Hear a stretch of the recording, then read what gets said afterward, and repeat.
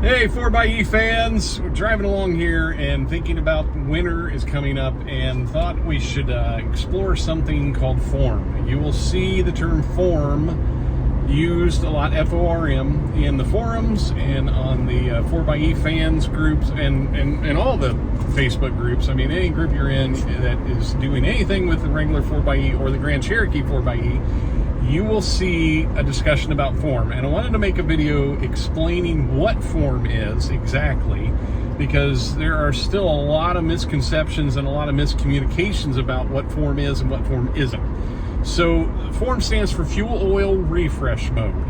And if your Jeep is in form, you will see that message on the center cluster. There are a lot of people that have different circumstances going on and they think they're in form. But if it is in form, it will be on the cluster. It won't hide from you. There are other reasons that I won't go into in this video that will cause the engine to run, and but that form is its own baby. Now, what is form? There are really three things that will lead to form. One, the engine has to run periodically, and two, the gas has to be used periodically. So there's a timer on both. I can't remember what it is on the gas engine, and I've never hit it, so I don't know how far you have to go before the engine just wants to run. But that's to keep the lubrication going in the engine, oil where it needs to be. That keeps the spark plugs working. That keeps the ignition system working, and it's good for everything for the gas engine to run periodically. The gas tank has a 90-day timer on it, and if you have not filled up inside of 90 days and you're just running a lot of electric mode, at some point the system's going to be like, hey, it's been over 90 days since we've gotten gas. It's going to run the engine, and what you want to do is let that run. Go for a nice drive in the countryside or something. Let it run long enough that you can get 4 or 5 gallons back in. So I would say, let it run down to at least 3/4 of a tank, if not lower, and then get at least 4 to 5 gallons back in. That will reset that 90-day timer. If you only stop and do a gallon, it won't do it. You have to burn off some and put in good fresh gas.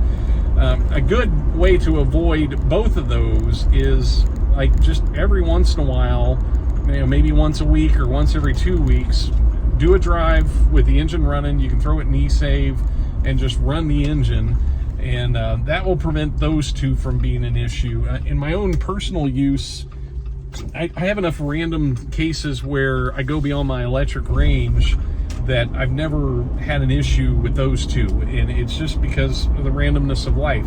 My daily commute, I can go all week without running the gas engine, but there's just stuff that comes up usually on the weekends. The third and final thing that will cause the vehicle to go into form is the oil dilution issue. It's not an issue. It's just something that's inherent with direct injection engines. When the engine starts, there's a lot of fuel goes into the combustion chamber, and if all that fuel doesn't get burned off, it will end up mixed in with the oil.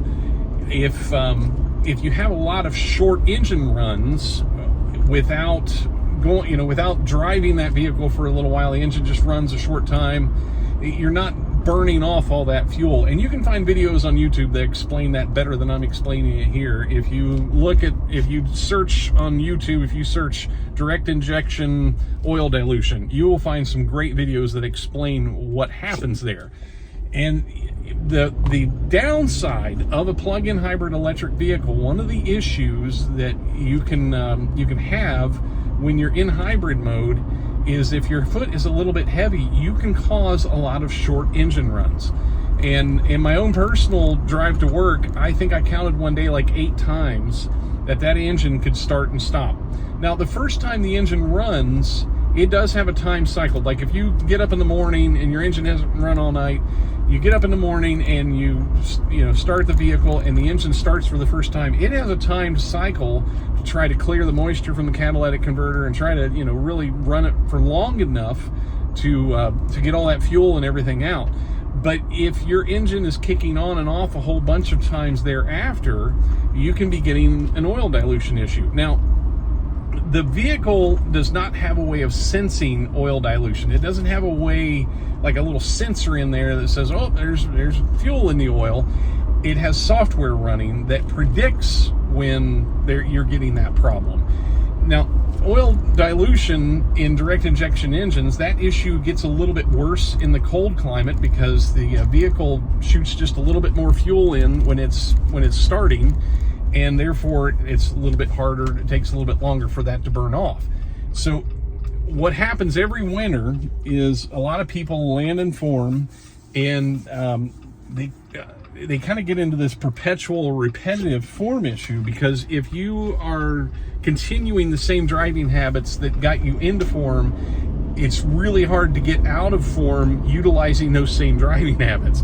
So if you have a 5-mile drive to work and you're just, you're leaving it in hybrid mode and the engine's kicking on and off and on and off, it could go into form because of an oil dilution issue. And if you continue to drive in those same habits without running it for long enough to burn that oil, that gas off, then you can land in kind of this perpetual or repetitive form. Now, what a lot of people have found, as soon as they go get an oil change, they reset that. It resets all the parameters because the vehicle knows, oh, all that diluted oil has now been removed from the system, and we're going to reset all of our parameters and go back to scratch, and you will clear the form. But do not be tempted by anybody, even if a person at the dealership says to do this, and some dealership service places have told people to do this. Don't be tempted to reset your oil life just to clear form. That is a big no-no as far as your warranty goes. This device, this Jeep is a device. It is a computer. It records things. It knows, there's a record of when you reset your oil life. And if you're resetting your oil life at a time when you're not getting an oil change, the system knows that, and that could create warranty issues for you, and you don't want that down the road. So I think that pretty well covers everything as far as actual form goes. As far as what it is, it's not a problem. It's designed in to protect this gas engine, and you want to protect this gas engine. Now, this is part B of this video. There are some irregularities. I've had so many conversations. I can't even tell you how dozens and dozens and dozens of conversations with people over the past 2 years, trying to explore this a little bit, trying to figure out some of the things that are going on. And what a lot of people have concluded is that when it gets cold, you're going to go into form. And some Jeeps do. Some Jeeps go into form when they get in the 20s and 30s, and they just stay in form all winter long until spring. That is not really considered proper operation. You should be able to get down to around 5 degrees Fahrenheit, that's negative 15 Celsius, and be able to utilize the electric mode. Now, it's going to be shorter in those temperatures. You're not going to have the same electric range, and that's just the nature of lithium-ion batteries and all that kind of stuff. I won't go into that, but your range will be shorter, but you are supposed to be able to use it down to 5 degrees Fahrenheit, negative 15 Celsius. Some people have found in the 20s and in the teens Fahrenheit that that they can no longer use their electric mode. Now, I've got another video that I uploaded last winter where you can go in and see that what should be the proper operation, and my Jeep seems to operate within those proper parameters, that I can get down to right around 5 degrees Fahrenheit and use electric mode. And when it gets colder, it should display electric mode temporarily unavailable. But there are a lot of Jeeps that just display form. I wish I had an answer for you as to why that is, because that's not proper operation, but there seems to be a lot of people that experience that. And I wish I had an explanation for you. Another issue that can come up is if the electric coolant heater goes bad, it can display a form message when it should display electric mode unavailable, cabin cooling and heating, which is another message you might see if your demand is high enough. That can be a normal message. If it's if it's like 15 degrees Fahrenheit and you crank up the heat real high, you may get an electric mode temporarily unavailable, cabin cooling or heating message. But if you just see an electric mode temporarily unavailable, that can be because of a low temperature, not because of high demand on your environmentals. So those are different messages, and you have to know what those two are saying, that they are two different things. But when it gets cold out, you should see electric mode temporarily unavailable, not fuel oil refresh mode necessarily. But there is something, it seems like a bit of an error in the software that is causing some Jeeps to display form instead of electric mode temporarily unavailable. So keep that in mind. If you do run into form, look at the temperature, see what your temperature is. And you may or may not actually be in form depending on the temperature. It may be trying to display electric mode temporarily unavailable, but for some reason displays form. A little caveat to what I was talking about the electric coolant heater. When it goes bad, you should get a check engine light now. In the beginning, we didn't. There were updates, and there have been a lot of updates to these things. So sometimes when you're in conversations with people, you might be talking to somebody that doesn't have an update that you have, or has an update that you don't have.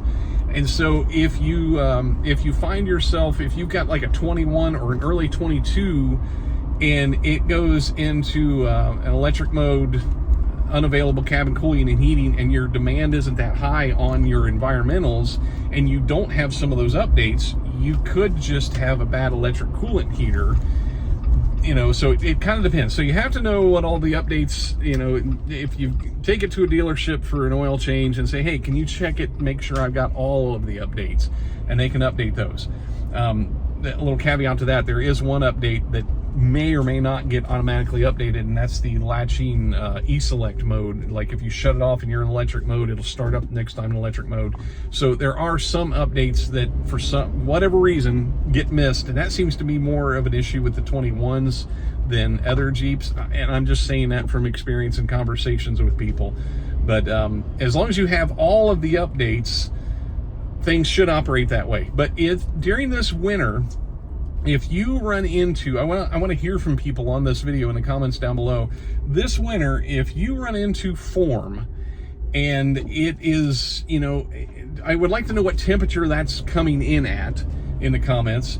And I would like to, kind of get a better feel for that and see if some of these updates are doing a better job, or if there are still some updates that Jeep needs to do to display electric mode temporarily unavailable instead of fuel oil refresh mode.